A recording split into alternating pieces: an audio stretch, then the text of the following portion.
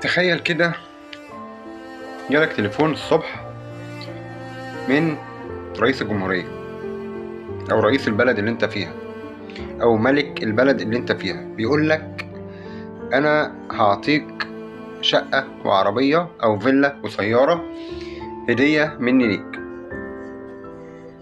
هتقول له ايه؟ أقل حاجة إنك هتشكره جدا بإلحاح. طب لو قال لك أنا هديك الشقة أو الفيلا والعربية دي ليك مدى الحياة، وكل شوية هعطيك حاجات، كل شوية هعطيك هدايا، كل شوية بعطيك فلوس وبعطيك أموال، بعطيك أكل، بعطيك كل ما تتمنى كل شوية. طيب تعالى لي بقى هنا، ده هتشكره وهتتحايل عليه في الشكر، يعني هتتوسل إليه وتشكره، ممكن تبوس إيده كمان.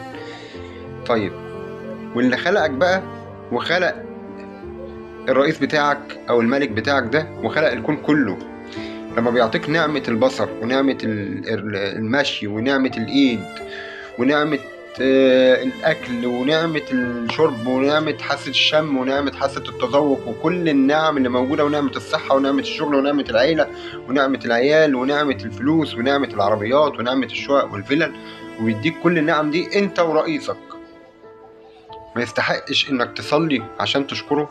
ما يستحقش إنك لما تسمع الأذان تقوم تجري عشان عارف ان ربنا بينادي عليك، بيقول لك تعالى حي على الصلاة وحي على الفلاح، تعالى لي عايز اكلمك، ربنا بيقول لك تعالى لي عايز اتكلم معاك، عايز اشوفك عايز ايه، ربنا عايز يشوفك انت محتاج ايه. الصلاة دي انت مش بتصليها لله، يعني ربنا مش محتاج منكم لا صلاة، لا مش عايز منكم صلاة ولا شكر. انت من ادبك مع الله انك لما بتسمع الاذان بتجري تصلي لربنا كل الفروض عشان تقول له شكرا يا رب على ان اللي انت جبتهولي، وعشان تقول له يا رب انا عايز كذا وكذا. فربنا لما بينادي عليك بيقول لك حي على الفلاح، بيقول لك تعالى عشان اشوفك عايز ايه وانا انجحك في اللي انت عايزه. يعني ربنا بيقول لك حي على الفلاح، تعالى لي، يعني تعالى قابل ربنا. الصلاة دي انت بتقابل ربنا فيها، بتتواصل معاه. ربنا مش مرئي،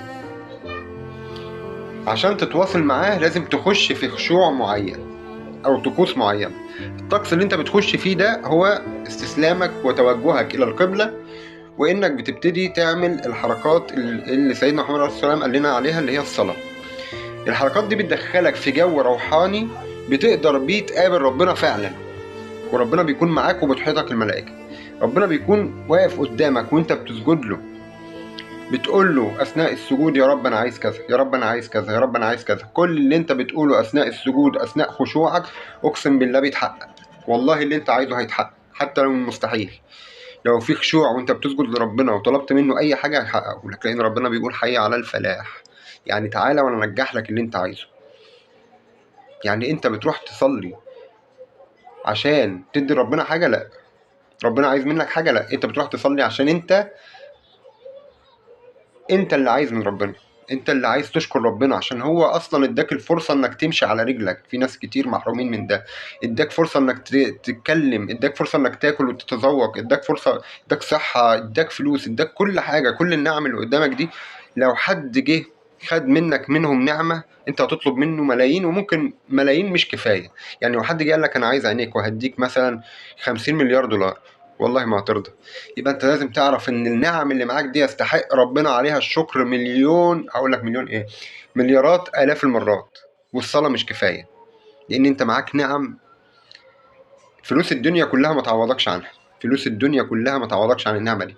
يبقى لازم تروح تصلي عشان تشكر ربنا على النعم دي، وعشان تطلب منه نعم تانية انت محتاجها. ولو انت فعلا عندك خشوع تام وقدرت ان انت تتواصل مع ربنا في الصلاة، هتحس ان هو بيرد عليك وبيقول لك اللي انت عايزه هيتعمل، اللي انت عايزه هعمله لك. وفي ايات كتير بتأكد الكلام بتاعي ده، ان انت لما بتدخل مع ربنا في خشوع وتتواصل معاه حق التواصل في الصلاة والسجود. وحصلت لي كذا مرة قبل كده، كنت بسجد والله طلبت ان والدي يجيب لي حاجة معينة، والله مجرد ما خلصت الصلاة وبقول السلام عليكم ورحمة الله السلام عليكم، بفتح باب البيت لقيت والدي جايب الحاجه في ايده بيقول لي اتفضل. قلت له انت ما قلتليش ان انت هتجيبها. بيقول لي تفتكر انا معايا ايه؟ قلت له انت معاك كذا، وكان مخبيها ورا ظهره. قال لي عرفت ازاي؟ قلت له انا طلبتها من ربنا، والله العظيم فعلا كان معاه الحاجه اللي انا طلبتها من ربنا. واي حاجه هتطلبها من ربنا اثناء خشوعك التام ووضوءك التام، يعني متوضي كويس ومصلي كويس ومسلم نفسك لربنا، وطلبت منه حاجه اثناء السجود، هيعملها لك. اللي انت عايزه كله هيعمله لك، لان ربنا شرع الصلاه عشان كده، عشان انت وقت جميل 5 دقايق بتصليها في 5 فروض، كل فرض 5 دقايق عشان تقابل ربنا فيه وتتكلم معاه، فضفض معاه.